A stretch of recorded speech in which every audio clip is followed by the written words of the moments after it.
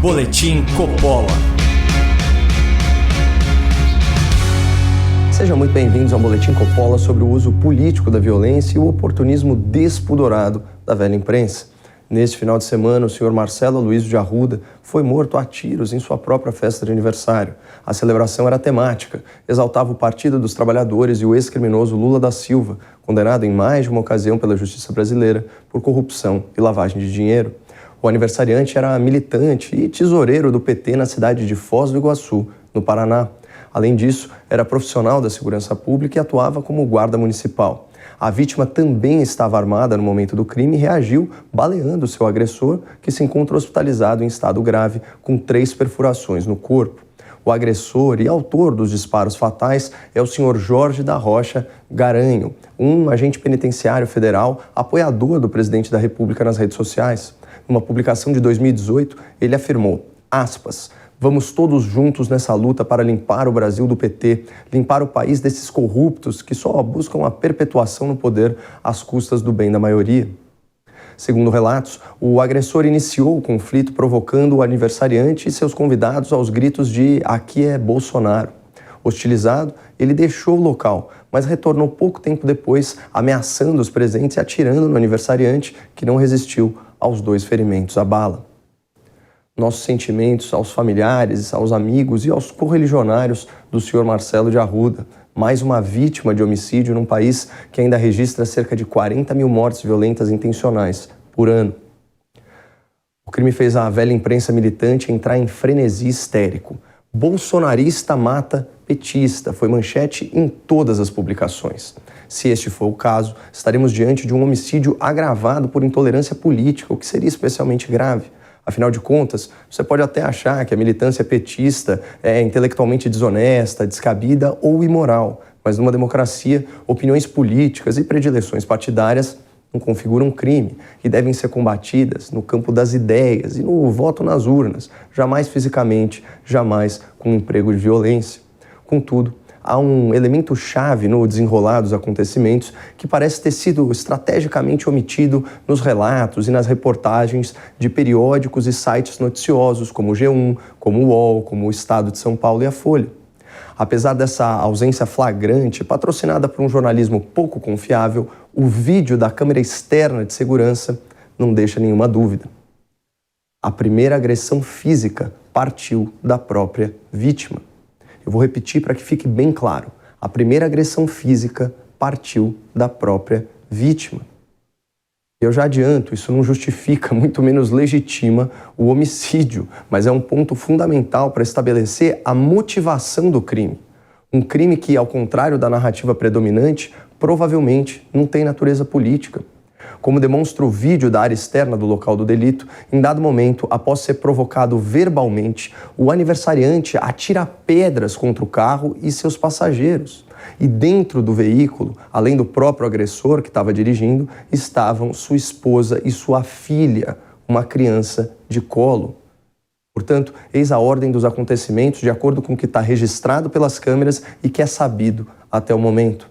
Um homem apoiador de Jair Bolsonaro, com a sua família no carro, decide passar por uma festa de aniversário temática de celebração ao PT. Lá, ele provoca verbalmente os convidados e o aniversariante, que, por sua vez, reage de forma extremada e violenta, recolhendo pedras do jardim e atirando essas pedras com toda a força contra um carro em que estavam uma mulher e uma criança de colo. O motorista deixa o local para retornar momentos depois, sozinho e armado, e abrir fogo contra o aniversariante, que também reage atirando. O aniversariante morre e o homicida é hospitalizado em estado grave. A pergunta que eu faço à nossa audiência é muito simples. Conhecendo os fatos que foram omitidos pela velha imprensa, qual vocês acham que foi a motivação para esse homicídio? Foi uma divergência política entre o motorista e o aniversariante? Ou foi o fato de que o aniversariante atirou pedras no carro do motorista, colocando em risco a segurança da sua esposa e da sua filha bebê?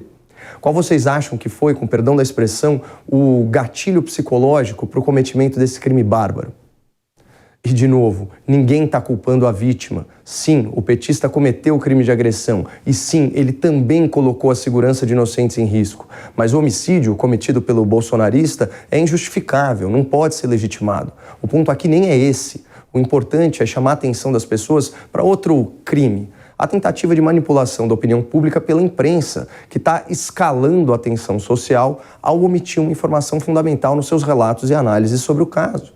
É muita desonestidade intelectual pressupor que a motivação desse crime foi política depois de assistir a cena do aniversariante atirando pedras com toda a força no carro com a janela aberta em que estavam uma mulher e uma bebê. O conflito certamente começou por causa de uma questão política, mas o homicídio parece ter sido motivado pela agressão imediatamente anterior. Mas as estratégias da velha imprensa para manipular a percepção social não se limitam à omissão dos fatos relevantes ao caso. Também salta aos olhos o emprego da famigerada falácia da inversão do acidente, numa tentativa de culpar as armas legalizadas pela existência desse tipo de crime. Essa falácia se caracteriza por transformar a exceção em regra.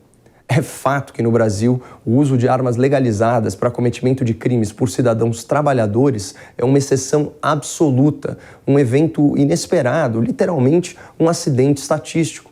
Daí o nome que batiza esse tipo de falso argumento, a falácia da inversão do acidente, uma tentativa de generalizar aquilo que na verdade é muito incomum. Armas são essencialmente instrumentos de defesa, de legítima defesa. Tanto que a própria vítima, o aniversariante petista, usou a sua arma com essa finalidade, interrompendo a sequência de disparos do seu agressor.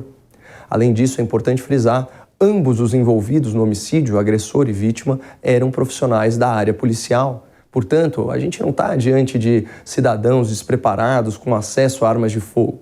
As razões para esse crime, como nós já vimos, são outras. Finalmente, os dados sobre segurança pública não deixam margem para especulação e enterram a falácia da inversão do acidente. Nos últimos 3 anos, o número de armas legalizadas no Brasil cresceu 78%. Nada menos que 1 milhão de novas armas particulares foram adquiridas de 2018 para cá. Contudo, nesse mesmo período, o país viu o número de mortes violentas cometidas por arma de fogo despencar. E em 2021, o número de assassinatos foi o menor da série histórica, 1/3 a menos do que em 2016, último ano do desgoverno petista. Portanto, é preciso que o consumidor de informação esteja muito atento à desinformação patrocinada pela velha imprensa, que omite dados fundamentais do público e ainda argumenta com base em falácias. Muito obrigado, não percam a esperança no Brasil e fiquem com Deus.